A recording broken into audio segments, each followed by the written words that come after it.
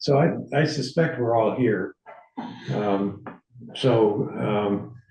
why don't we open the meeting of February 21st, 2024, the Bristol Energy Committee.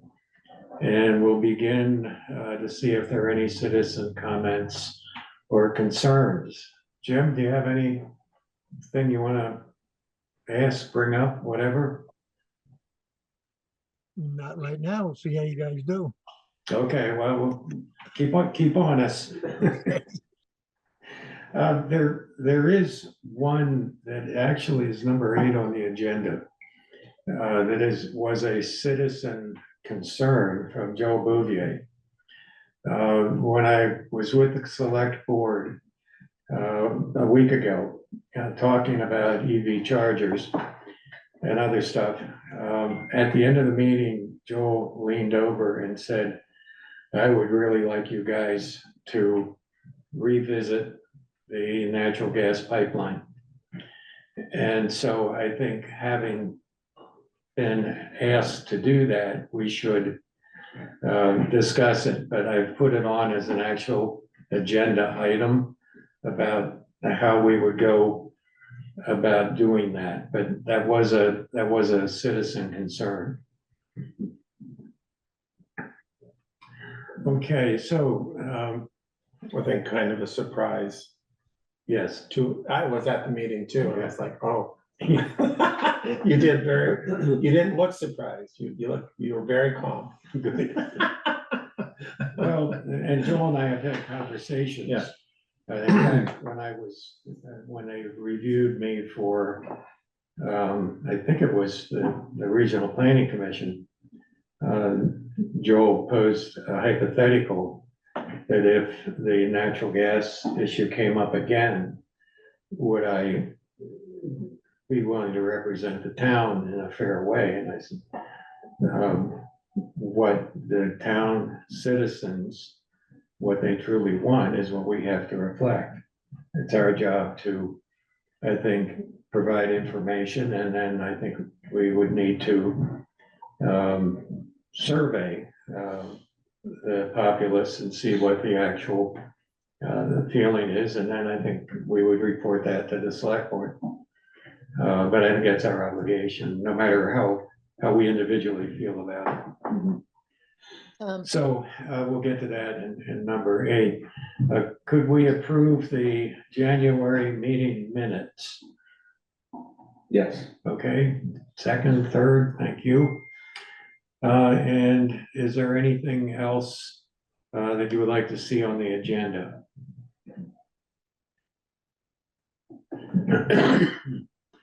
Okay, very quickly, update on MERP. We haven't heard anything.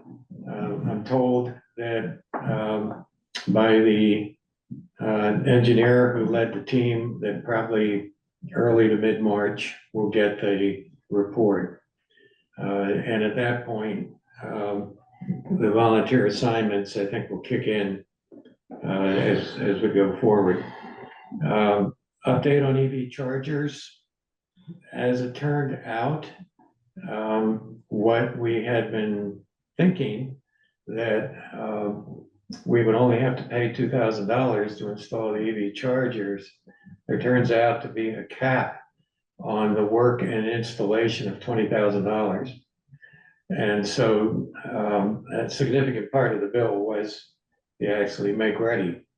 And it really means that the town will have to come up with about $20,000 in order to put in the EV chargers. So I think there is ARPA funding. Joel, Ian, I think is somewhat inclined to use that, though I think right now there's a bit of confusion because the level 3 EV charger funding has opened up. And I just got an email this afternoon from Norwich EV saying they would like very much, if we were interested in doing that, to be a part of it. They would really like to install a level 3. And in fact, we have submit an application to do that. But we haven't heard back on that. I'm a bit skeptical that we'll get the funding because there's just a little bit over, something like $1.4 million available. And these things are very pricey. And we meet the criteria. We're more than 15 miles from a level 2 EV charger. And so we do meet the criteria, and we applied under what was known as a public attraction, meaning that the EV charger, the level 3, would be the attraction, not us. So that we would look at it as that would be attracting people to our town who would plug in and spend some time. And we certainly can point, as we did in the application, that we have attractions, restaurants and stores and things like that, that are worthy of people coming and spending some time. So, and we're on some major routes. So we'll see what happens. But so far as updates, I also think I'm gonna have to go back to the select board and urge them to make a decision on placement for the EV chargers. They were still discussing that. Is it gonna be in front of the park, behind the park, around the park? And even that has something to do with if we get level 3s, they are really obtrusive. They're about the size of a good sized vending machine. Oh, really? Yeah, and so it's certainly not going to be appropriate in front of the park, I wouldn't think. So that brings up other questions. So it's fluid right now. And anybody have any questions or observations on that? Well, I was at that select board meeting, and after the discussion of the placement of EV chargers around the park, it was brought up that we could potentially maybe partner with a private location like a Pomeroy, Yeah. Pomeroy, like parking lot, or I don't know, there could be other locations too. Is that something that is worth exploring? I think so. Yeah. I think so. Yeah, especially for the level 3. I think level 2, they're sort of like, well, they're bigger than like a parking meter, but they're not that big. Not That's that big. not big as the other ones. So Yeah. that might be more acceptable in the park. Move them up toward the end of the park instead of in front of the Yeah, yeah, gazebo. yeah, Yeah, I think, I think so. I think if we can get a hearing with Parlo and see how they would feel about it, certainly in Burlington, at least, many of the grocery stores now have EV chargers all over the place as an attraction, and they're even free. So the level 2s. Oh, really? Yeah, just plug in. I don't know how long that'll last. So we need to keep working on that. So number 6 on the agenda is volunteer assignments. I couldn't think of a better word going forward, but we talked at the last meeting.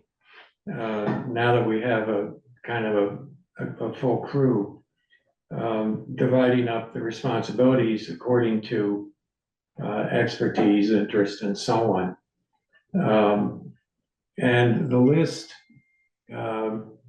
is the MERP program, which essentially is going to be a report is going to come in which the work that is going to be recommended for each of the building, along with estimated costs, is going to be presented to us, and we will need at that point to work with the town in setting priorities. Also, there is the federal program that has come out under the Inflation Reduction Act that has varying percentages. They're all over the place for certain kinds of projects. Unfortunately, none of them include things like weatherization or furnace systems or heat pumps. There would be a possibility of geothermal if we were going to produce electricity with it, which is not viable here, I don't think. But it's a strange list of things. It would include EV chargers, level 3 EV chargers. It would also include something that I think is very, we ought to consider, and that is battery backup systems in the buildings so that they could be resilient against power outages, particularly as warming or cooling centers. So the 3 buildings, if they had, battery backup significantly paid for by this grant, this program. And it's a strange program. I'm not going to dig around for the name of it, but it uses the Internal Revenue Service to provide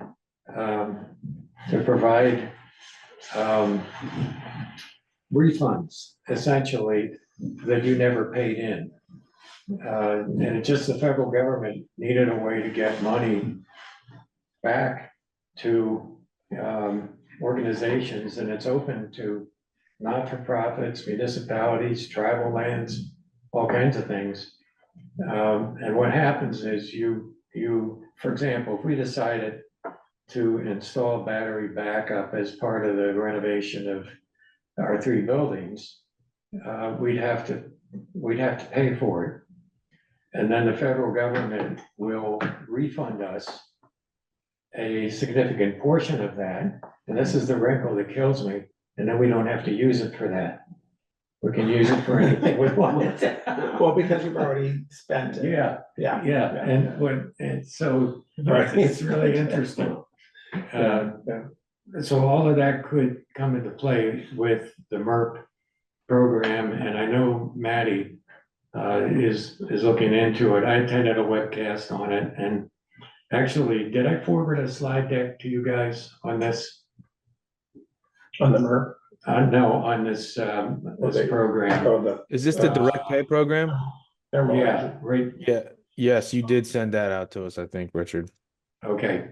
I'll do it again just to make sure. in For good case- measure, yeah. Yeah, I'll do that. Okay, so, and the slide deck actually is very clear, amazingly. So the MERC program, I think is something that particularly some of you in the field of architecture, engineering, and so on might want to bite into, Yeah. I would, I'll volunteer to be one of the. Okay. And it I'll is- help. I'll do it too. I'll do it too. Okay, Okay, Ben. okay, so what I'll do is I'll forward what I know, what I have in writing to you, and of course, when the information comes out, we'll all kind of look at it together, but then maybe you guys can run with it. Yeah. Yeah. That'd be great. Sounds That'd be good. great. It's good. Okay, the next 2 are the EV chargers. Oh, by the way, the name of that program, there it is the Direct Pay Program, is what it's called. The EV chargers, level 2 and level 3, I just kind of summarize where we are right now. Is anybody interested in jumping in on that, working with it? Okay, I'll continue. I'll help with that, Richard. I Okay, can help great. with that. Okay, great, good. And then thermal energy networks for Bristol. And this is another project that we need to get in front of the select board. Probably after town meeting day, I would think. We'll have Debbie New, who is heading the program in Vermont, is very anxious to come talk. and inform the select board what it's all about. And the possibility of getting funding and so on to link up a bunch of our buildings in town. There's no reason why the whole Main Street block could not be on the thermal energy network, including Holly Hall. So the big question would be, would somebody like Parmelo allow us to install the wells under their parking lot? You know, I mean, there are gonna be some interesting questions, but I don't know, this is not a hot button issue in terms of work, but is anybody interested in messing with that at all? Sally, Yeah, you've been definitely. doing some work with it, yeah.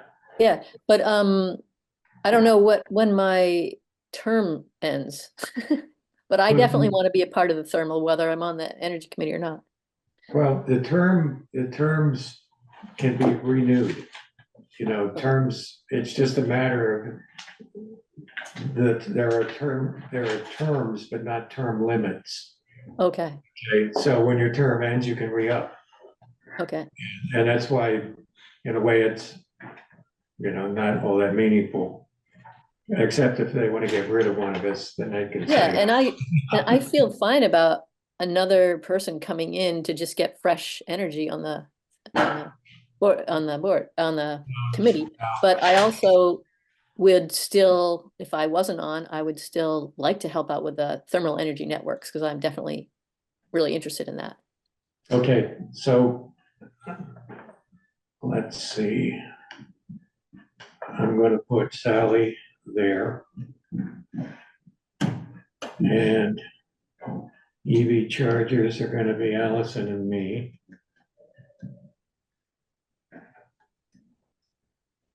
And David and Ben are gonna be working on the MERPs, and what we said. That's what I got written down. Good. Okay. Okay, good. That was easy. Carl, have you had any more discussion on the Bristol schools and the update on geothermal? I have kind of taken a little bit of a zigzag in that we have, there's a grant opportunity that I think you sent to me. Mhm. And the deadline is fast approaching, so it's a little bit of a race against time, but I have the electrical usage from 2022, annual usage for 4 of the 5 schools in the district. And I'm sending those out to 3 solar companies to get quotes to use for the grant process, and then write up the grant. And is there a grant writer for the town here who could give me a hand with that? Yeah, Okay. yeah. All right. There is their name. She's very part-time. Okay. Boy, I don't know. I haven't met her. I've Okay. just gotten an occasional email from her. Okay. Just call into Sharon and she'll tell you. Yeah. Yeah. So that's one direction we're going with. Surprisingly difficult to get the fuel usage, heating oil usage per year for the schools, but Floyd Davidson has helped me track that down. Once I have those values, I can calculate for each of the 5 schools, the number of BTUs per square foot per year. And that gives you a pretty good gauge of, rough gauge of the efficiency of the building. So it'll generate those values and help us prioritize which school is using the most energy per square foot per year. And that would be the one that we look at, maybe doing some weatherization on or something. Mm-hmm. Okay, good. So I'm gonna put your name, Carl, opposite that one, so we don't forget. Okay, down to this final issue, at least in terms of the agenda. I don't know if everybody's aware of the fact that when the gas line was proposed to come into Bristol, that a citizens group essentially sued to stop it.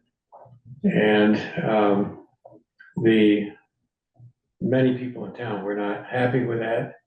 many people celebrated that. But it's been brought up again. We have no idea whether the utility would even be interested in coming this way anymore. They had a hard time coming up Route 17. Cause they're serving New Haven, right? Yeah, and they Yeah. stopped at the town line. But I think they're not fully serving New Haven, just some on their way to Middlebury. Oh, okay, They don't have a network through New Haven. It's just sort of, if some were on the way, they did something, but it's not like everyone in New Haven has access. so I know it came up 17. Yeah, it Um, came up, they kept building it until they got to the border of Bristol because Yeah. they still thought they were coming to Bristol. And also, Vermont Gas gets paid for all the pipeline they put in the ground. So there was no reason to stop coming to the edge anyway, they're gonna get paid for it. Right. And then So make it Sal- ready. So if they came, they were ready. So Sally, you're saying that the pipeline does go on 17 all the way up to the Bristol town line? Yep. Yeah, yep, Oh, wow. yeah. They had a real hard time getting through one rocky area just before. Right, It I'll took them a see. long time to get through that, blasting through that, but they did it and they got to the border. Just for my own understanding, is the border, is it of the village or is it of like the whole, like the big square part? The The big, town. the big square. Okay, It's- all right. So it's like Yeah. near, I live on 116, so it's probably just north of my house at that intersection with 116 and 17. It's a little bit west on 17. Okay, So it's gotcha. not at that intersection. You Kind of could where see it. the- It's before you get to East Street, but it's, Yeah. you'll see the town line out there a ways. Gotcha. Okay, thanks. I want to make sure I wrote it down properly. Thank you. Sure. Yeah. So, though, and I have, by disclosure, and the select board knows this, I was one of the people who was opposed to it. And we were hoping, our group, to be able to survey the town, the residents, to ask them what they thought about it. And so we approached the select board to do that, and they, through some manipulation, passed the agenda item asking Green Mountain Power to, or the Vermont Gas, to bring the line in. And then said, okay, now we'll do a survey, which of course made no sense whatsoever. And so at that point, we engaged Jim Dumont, and the project was not entirely stopped, as I understand it. It's kind of, it could always come back. So the question is now, I have given this a lot of thought, that I think we should try to have some information sessions in which Vermont Gas, if they're interested, and environmental folks have an opportunity to speak to the public, and then engage in some kind of a survey, asking whether people want a gas line in Bristol. I don't know, how do you feel about that? I mean, I feel we're obligated to do, to be fair. Yeah. I think we definitely need to, explore this. And I think there are many things to explore. And I think we could spend a whole meeting talking about all the questions we have about how to explore the thing, but definitely having, like you said, bring people together to talk about it. I guess, just to be clear too, I was also on the opposing side of that.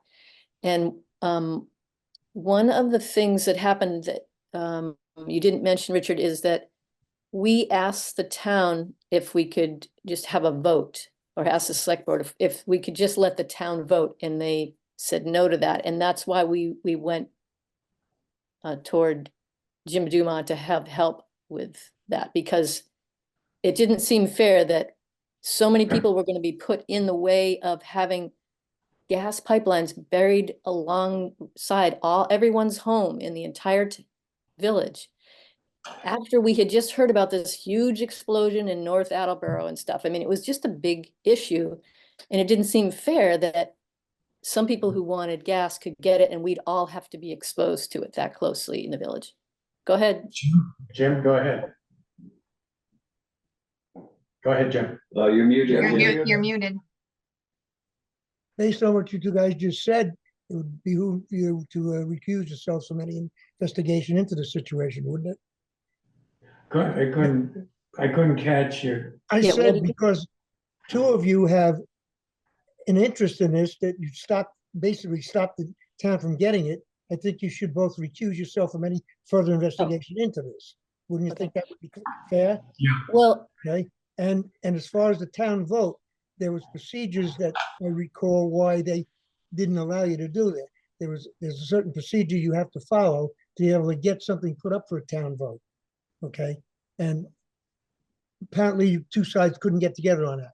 So I would say some of you who have an open mind on this, get together and go about it the right way to see if you could get the consensus of the people in town. Because the time that's been wasted now, all the businesses in town on the main drag that need some kind of fuel supply for their business have now not been able to have it. And they've been spending a lot more money on fuel oil and whatever other source they use. We all know about gas being cleaner than fuel oil. So, if you guys are going to do this, do it right. Make it fair. Okay, that's all I have to tell you. I just want to say, Jim, that I think that a lot of people think gas is cleaner, but the methane that comes out of producing gas is a lot worse for the environment. So it's not better. A lot of us feel that way. So it's not a done deal of what we feel about that. There are And aren't people they who feel- also, aren't they also like, aren't places like, what's the word I'm looking for? Like, they're not going to be selling gas stoves in the future. They're looking at banning the use of gas That's never stoves. going to And happen. Don't believe that. so That's not going to happen. you don't think that's No. true? Okay, No. okay, good. I just wondered because I mean, you I- hear all kinds of Not stuff. to cut you off, but where I came from No, I'm originally, fine. originally, we had natural gas my whole life. Okay, there was never any incidents. It was clean, and we can differ on opinions on this global warming stuff. Richard knows he and I would go back and forth on this. It's all a bunch of nonsense. It's all a political thing. Let's face it. And as far as burning clean, natural gas does burn clean. Where they would produce it, I don't know where they would produce natural gas in our area. I They really- can't. There's no natural we gas in the We don't area. have anything in this area, right? Yeah. But I don't think that should be a concern. If the overwhelming public wants to have natural gas, I don't think we should stop it on those based on those ideas. So just my opinion, guys. Not being confrontational. Good. It's something that I believe in. Go ahead, David. I just wanted to add Jim to your maybe challenge you on your idea of having some of our members recuse themselves. Because I think if we all, I think, I don't know Richard well. I know Sally maybe a little bit better. And I think we do have open minds and we all have opinions. But I think if we commit to a fair process, I think we as a committee, without having half the members recuse themselves out of this issue, I think we can develop a fair process for evaluating whether or not, the town wants it. I think we could, we are able to do that without having people. I certainly would hope actually so. I would Yeah. certainly would hope so. But on the face of it, it would not look fair because two members already have formed an opinion by stopping that gas line. So if you guys think you can do it fair, it's fair, fine. I just want I to let think, you know. I think the issue, Jim, is we all have opinions. I certainly do, and I would want our process to air opinions on all sides in a very fair and informed way. I don't think whether we recuse ourselves or not, I would have to step into any meeting that we have and voice my opinion regardless. So I think what we want is a fair process where we invite some expertise in to inform the public. Everything ranging from climate science to the factual information regarding various fuels and present it to the public. And then it has to be a matter of some kind of a, we were calling it a straw poll, a non-binding straw poll when we were doing it. And something that would give the select board, who's going to make the decision, not us, then the information necessary to know what the residents actually want. But it's got to be informed. Oh, definitely. It's got to be informed. Yeah, and that would be a way to do it. When I was running the police advisory committee, we had certain issues that came up. And what we did is ask permission of the select board to hand out questionnaires at town meeting day. Okay, so if someone wanted to come in and fill out the form, whether they wanted to go for the issue we were discussing or not, and that was a good guide to see if you should go further. And then based on that, then advertise it, as you said, get some experts in on all sides of it, and have an open meeting for the town to attend, which has nothing to do with town meeting day or voting or anything like that. You rent Holly Hall out or use Holly Hall or the high school to have the town members appear and voice their opinion and listen to what everybody has to say, pros and cons. It's the only fair way to do it. Yeah. And I think we'll work hand in hand with the select board. Good idea, which you have to, of course. Oh, by Yeah. the way, you were talking about term expiration. I think they have you all down as expiring March of this year. So they'll probably be contacting you to renew your. Yeah, Val asked us to stagger our terms, and I sent her kind of an arbitrary staggering of our terms, so Yeah, I think she has it now, yeah. because all at the same time doesn't make sense. I don't know how they came up with that. But anyway, yeah, do it right one way or the other. Let the people speak. Yeah. I think the way that the terms came out is we had sort of, it was, the committee was restarted. And so they just put all the same number of years on that first year or something like that. I don't know why that happened, but. Yeah. Okay, so maybe the next meeting, let's think about as part of the meeting, a structure going forward for this. I don't think we can have time before town meeting to come up with a survey, but if we have time over the next year before the next town meeting to do this, that would probably make sense. Just as a suggestion, Richard, you still could do something for this town meeting. Just put out a simple questionnaire to the public. Would you be interested or not in having natural gas come to Bristol? And hand it out and let people fill it out at town meeting. As they come in the door, you have a couple of you guys there.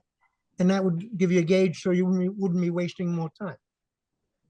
I guess I would like to offer an opportunity for people to really become informed before they voice that opinion. Otherwise, not everybody eats, sleeps, and lives this stuff like I do. So I think we need to provide information, and it's got to be fair information. We're going to want the gas company to be represented and so on. possibly somebody from the Public Utility Commission to come as well. So I think we need to do this in a very thoughtful way, so that what I would like is for people to make an informed decision rather than an emotional decision. And I think I feel that's our job as a committee. That's good. I was just suggesting that you could just start it off by seeing if anyone would be interested in hearing a discussion on this. That's all. Yeah. So you can gauge it that way. Yep. Okay, That's another possibility yep, to make it. okay. One follow-up question to that. Do you think it makes sense to reach out to the utility to see if they would be, the gas company, to see if it's possible, if that is I Yeah, mean, it right. sounds like it's very possible because it's already up to the town line. Yeah, But I don't know. does that make sense, or would you see it more of a, like you come to them and say, here, there's this demand. The Oh. town of Bristol, or the town wants to have this, and Personally, I think we should reach out to them, reach out to the gas company, to see if it's even in their Yeah. interest now. Yeah, I think so. I think that makes sense. I think that's true because they were the ones who actually pulled out when there was that question going on. And it had something to do with the Act 250 process for them. It was getting to be too expensive or something like that. So they ended up pulling out, and they told the select board, we're not going to do it, so I think it is good to ask them if it would work for them or not at this point, Yep. And we can check on some expertise too. Okay, that's a good idea. So we will do that. Anything else on this or anything else? Our meetings move right along. So I think for the next meeting, by the time of the next meeting, within the next day or so, I'll kind of transfer information to our committee members now who are going to be kind of shepherding some of these things. And then maybe we can see how that's working out at the next meeting as well. Can have continuous updates. And I would hope by the next meeting, the MERP report would have come in.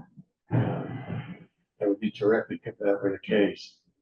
And maybe even some information from the town on location of at least the level 2 EV charger and whether they want to spend the $20, $20,000 on it. I think it's very much in the town's interest to do it, but we'll have to see. Rich, can I ask Okay. you a question? The people that have electric vehicles, do they have something at their own home to charge these with now? How Yeah. expensive is that? I think most of them do. It's mainly for people coming from somewhere else, and they come here and they shop or whatever, and they Yeah. kind of fill up. It's like someone coming here and using the gas station here instead of the gas station at their hometown. It's I understand fill that, up. but I personally don't think you're going to get that big a draw. But I was just interested in how people with electric vehicles charge them now. Is it an expense? How expensive is it for them to have a charger in their own home? It's actually cheaper and more advantageous if you can charge it at home. You get a much better rate Uh-huh. if you entered into that agreement. Right. But what EV owners, and my daughter and son-in-law both own an EV and a plug-in EV hybrid, and they are constantly planning their trips around where they can recharge. And that's particularly true of the plug-in hybrids that have 35 mile range. And so, for example, if I decide to buy one, I have a hybrid, but we may invest in a plug-in. I can get to Middlebury and back on electric only and charge at home. But if I want to go up to my church in Burlington, which is 30 miles away, I'll get up there on electric. And then I'm gonna want to charge somewhere before coming back home, which is much more typical. And so it will be an attraction. You'll see them being used. I'll As far as you having to go to your church, you maybe just become a pastor and you could run it out of your house. I'm also gonna just chime in that I have an EV and I have to go to Boston quite often, and I've got my places now, like White River Junction's like one of my stops. I definitely almost always stop at White River Junction because there are some level 2 chargers and there's a site with it 2 level 3 chargers, which are the fast chargers. So depending upon how much of a hurry I'm in, if I'm gonna have lunch there, I'll just go to downtown and I'll plug into the level 2 chargers and get some miles out of that, because I'll be there for an hour. Otherwise, if I'm just on my way, I'll just stop in at the fast chargers and maybe get a half an hour's worth of charging or 20 minutes or something like that. So it's definitely a destination, because like I'm not going to the next town because this is where the chargers are. Yeah, so there definitely is a destination component to EV charging. Yeah. You know, especially if you're going a long distance. It was Go ahead. probably like that back in the days when gas first came out and we just had a few gas stations here and there. You know, Yeah. people only could go to this town to fill up, Yeah. you know, and but now gas stations are everywhere. And Okay, so. slowly, yeah. No, go ahead. Cut you off. And slowly, you know, EV chargers are being put out there so that people have more access. That's just what's going on. It's the same thing that happened with troughs for horses, for water troughs, then the gas, you know, Okay, and now it's electric. All right, Sally. okay, so I used to start off a lecture. Was a college professor and I was teaching an energy course.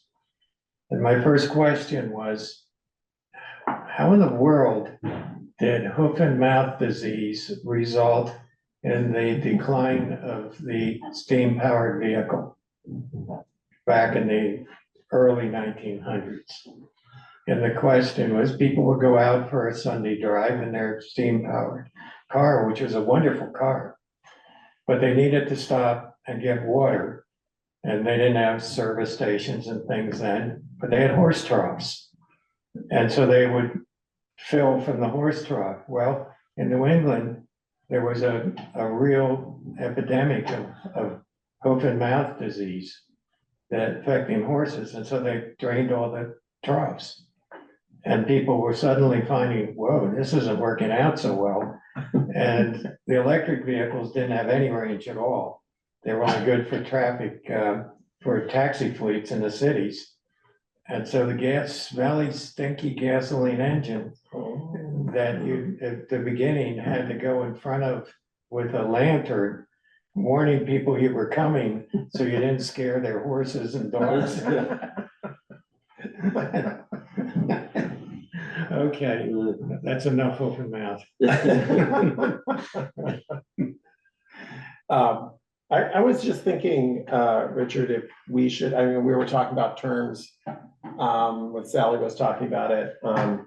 I think we had our previous meeting, we did, the people who were at the meeting confirmed when they were going to, or what they wanted to have their term be. And I know, I think Ben, you were out, and so Sally, you were out. And so I was just thinking maybe we should just, they did confirm.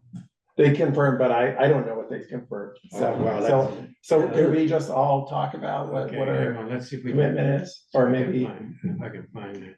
or we could send it out too, I guess. Yeah. I think I said that March of next year, would be, the end of my term. So 1 year, that's what I have down. Yeah. Okay. Yeah, I think so. Let's see, where were we? And Allison, did you say 1 year as well? I think we, I thought mine ended in 26. Or maybe Yeah. you had 2 Yeah. years? 3 Yeah, years, it's right? 7, been I gone. got 2 more years. 2 years, yeah. I don't see it here. I think I'm the only 3-year person that I know about. So I'll be by myself, which is what I like, then I get to do what I want. Exactly. Unilateral decisions. The meetings will go so fast. That's right.